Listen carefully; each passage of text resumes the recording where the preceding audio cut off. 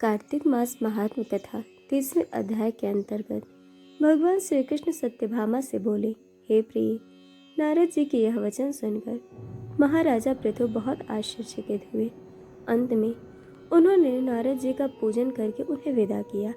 इसलिए माघ, कार्तिक और एकादशी ये 3 व्रत मुझे अत्यधिक प्रिय है। वनस्पतियों में तुलसी, महीनों में कार्तिक, तिथियों में एकादशी और क्षेत्रों में प्रयाग मुझे अति प्रिय है। जो मनुष्य इंद्रियों पर विजय प्राप्त कर इनका सेवन करता है वह मुझे यज्ञ करने वाले मनुष्य से भी अधिक प्रिय है। जो मनुष्य विधि पूर्वक इनकी सेवा करते हैं, मेरी कृपा से उन्हें समस्त पापों से छुटकारा मिल जाता है। भगवान श्री कृष्ण के वचन सुनकर सत्यभामा ने कहा, हे प्रभु, आपने बहुत ही अद्भुत बात कही है कि दूसरे के लिए पुण्य के फल से कलह की मुक्ति हो गई। यह प्रभावशाली कार्तिक मास आपको अधिक प्रिय है, जिससे पति द्रोह का पाप केवल स्नान के पुण्य से ही नष्ट हो गया। दूसरे मनुष्य के द्वारा किया हो पुण्य उसके देने से किस प्रकार मिल जाता है, यह आप मुझे बताने की कृपा करें। श्री कृष्ण भगवान बोले, प्रिय, जिस कर्म द्वारा बिना दिया हुआ पुण्य और पाप मिलता है उसे ध्यान पूर्वक सुनो। सतयुग में देश, ग्राम तथा कुलों को दिया पुण्य या पाप मिलता था, किंतु कलयुग में केवल कर्ता को ही पाप तथा पुण्य का फल भोगना पड़ता है। संसर्ग न करने पर भी वह व्यवस्था की गई है और संसर्ग से पाप व पुण्य दूसरे को मिलते हैं। उसकी व्यवस्था भी सुनो। पढ़ना, यज्ञ कराना और एक साथ भोजन करने से पाप पुण्य का आधा फल मिलता है।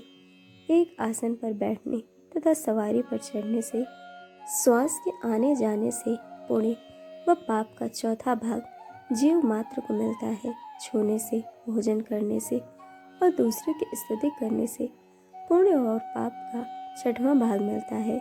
दूसरे की निंदा, चुगली और धिक्कार करने से उसका 7वां भाग मिलता है।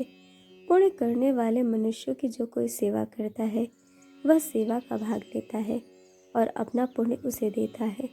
नौकर और शिष्य के अतिरिक्त जो मनुष्य दूसरे से सेवा करवा कर उसे पैसे नहीं देता, वह सेवक उसके पुण्य का भागी होता है।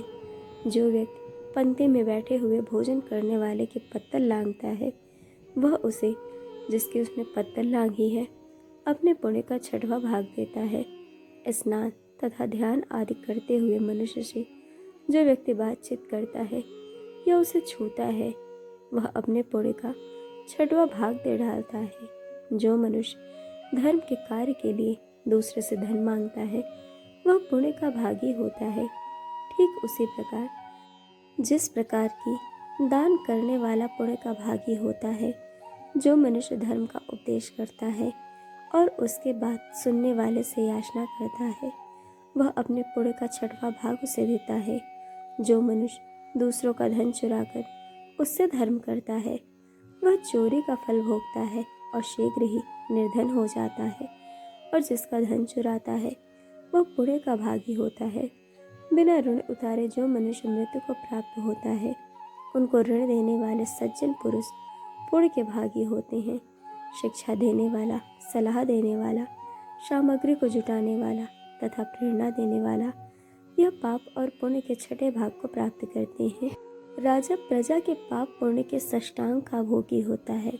गुरु शिष्यों का, पति पत्नी का, पिता पुत्र का, स्त्री पति के लिए पुण्य का 6ठा भाग पाती है।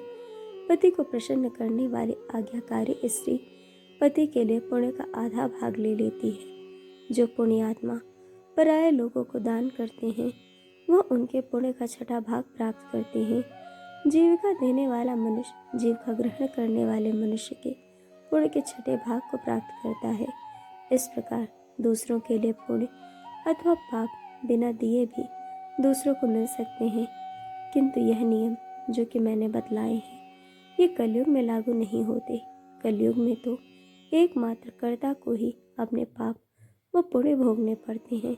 इस संबंध में एक बड़ा पुराना इतिहास है जो कि पवित्र भी है और बुद्धि प्रदान करने वाला कहा जाता है। उसे ध्यान पूर्वक श्रवण करो। इस इतिहास का वर्णन कथा के अगले अध्याय यानी 31वें अध्याय में बताया गया है। इस प्रकार कार्तिक मास महात्म कथा का 30वां अध्याय पूर्ण हुआ। दोस्तों, कथा आपको कैसी लगी यह हमें कमेंट करके ज़रूर बताइएगा और चैनल को सब्सक्राइब, वीडियो को लाइक शेयर करना बिल्कुल मत भूलिएगा। वीडियो देखने के लिए आप सभी का बहुत बहुत धन्यवाद। जल्द मिलेंगे कथा के अगले अध्याय के साथ।